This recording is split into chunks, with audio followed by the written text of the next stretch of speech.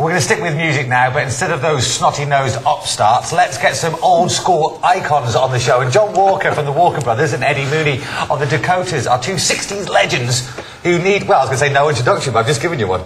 Thank you. Gentlemen, thank you very much for joining us here in the studio. It's a real pleasure. John, before we start, could you just look at that camera and say hello to all the guys on security? Hello, all the guys in security. Thanks. Now I can get back into the office tomorrow morning. If I didn't do that, they were never going to let me back into the studio. Well. You are an absolute legend, but for people who might be a little bit younger and don't know your massive hits, take us through them.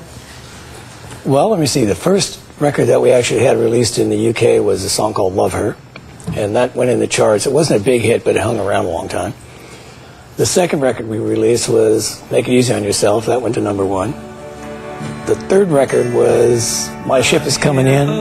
I think that went to #2. Then the fourth record was The Sun Ain't Gonna Shine Anymore, and that went to #1 and stayed there for months and months. It's never really gone away, that song, has it? No, not at all. Not at all. There we go. We're getting music coming into the studio Wonderful. now. Fantastic. Eddie, thank you very much for coming as well. The Dakotas is a great band. Burnage Boys. Well, I live in Burnage. The other guys have moved out to the suburbs of Bury now. Now that the riches have filtered through, they've moved out of the centre of Manchester to the opulence of North Manchester. You guys got together in the early 60s. The original lineup started in the early 60s, that's right. Just kind of like as we did with John, now let's have a little run through of kind of some of your previous. Well, it's very Machiavellian. The original Dakotas band was played all the venues around the centre of Manchester, and then Brian Epstein, the Beatles manager, had a singer called Billy J. Kramer from Liverpool and wanted a band to back him.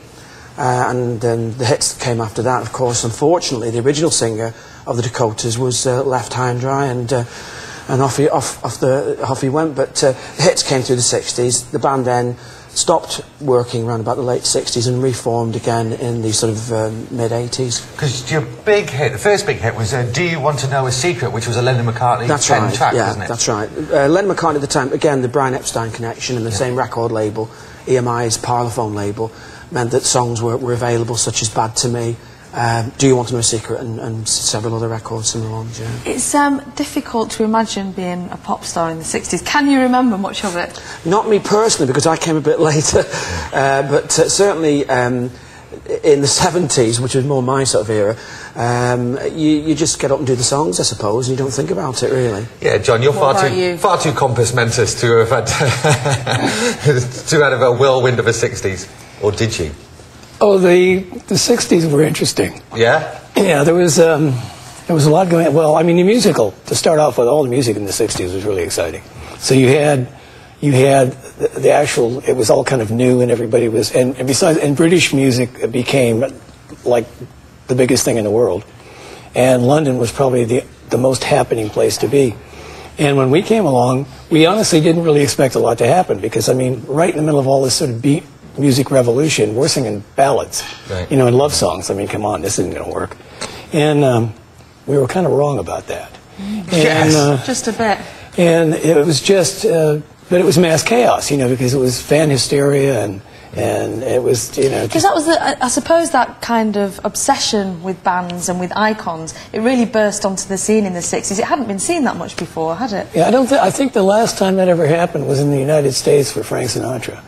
Yeah, I'm serious. Yeah. And of course, Elvis Presley. But I mean, far as people, the thing that amazed me about when we were here was you'd walk down the street and the flower lady could not only tell you the top 10 records, but who the bands were and who the members were. Wow. Are we losing that a bit now, though? Do you think it's changed, hasn't it now? Well, I think it's, I think the way it is today, you're not having, I mean, like the Beatles were very. They were original. They were the first, the Rolling Stones. I mean, in bands like ourselves, we were doing things that nobody else was doing. The bands today, a lot of them have a tendency to, I don't know, it's kind of hard to find out who the bands are, because there's all this... A lot of recycling and sampling. Yeah, sort of, yeah. It's kind of like who's doing what. Well, John and Eddie, please stick around, because we want to pick your brains further, if you don't mind. And the reason we're indulging ourselves in 60s musical nostalgia is because Eddie and John are on the road. And they're going to be back after the break. And there's plenty more to come on this morning's breakfast show. In fact, we want to find out about what you think of new bands. Great.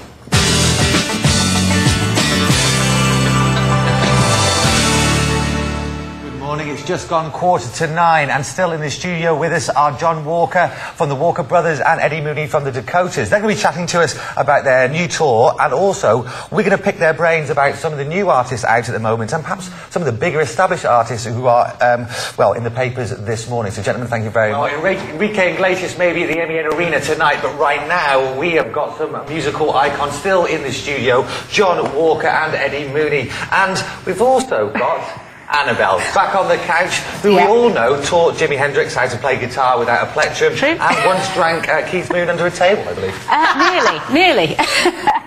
Yes, I remember the 60s very well, and I remember also, you know, when we used to go to school, we used to write sort of bands' names on our pencil cases and everything.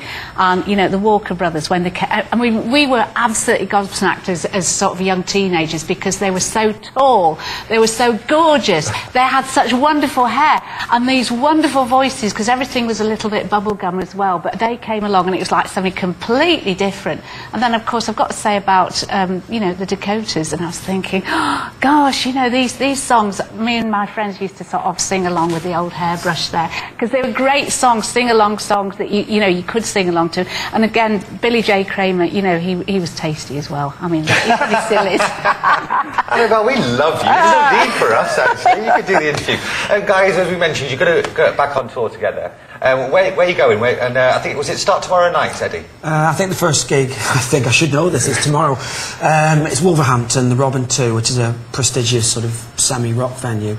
And then we're doing some small theatres up and down the country. I think as far north as Scotland and as far south as the Isle of Wight until December. It's not the first time you've toured together, though, is it? No, we toured with John twice. We did a very big tour earlier this year. It was about 50, 60 dates, I think. And then we played the Palladium in London, and we played all over the place.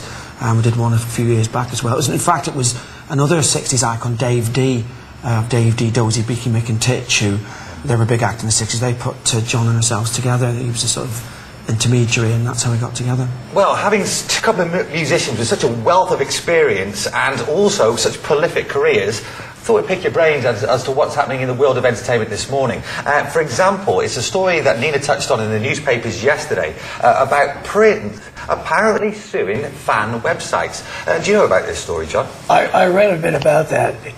He's not actually suing fans. Because that's what it's alluding to. Yeah, I mean, there's a lot of it's actually the sites. Mm-hmm. There's a lot of things. See, the whole business is basically the whole CD business and record business is upside down at the moment, because when we first started making records, the record company basically, they paid for everything.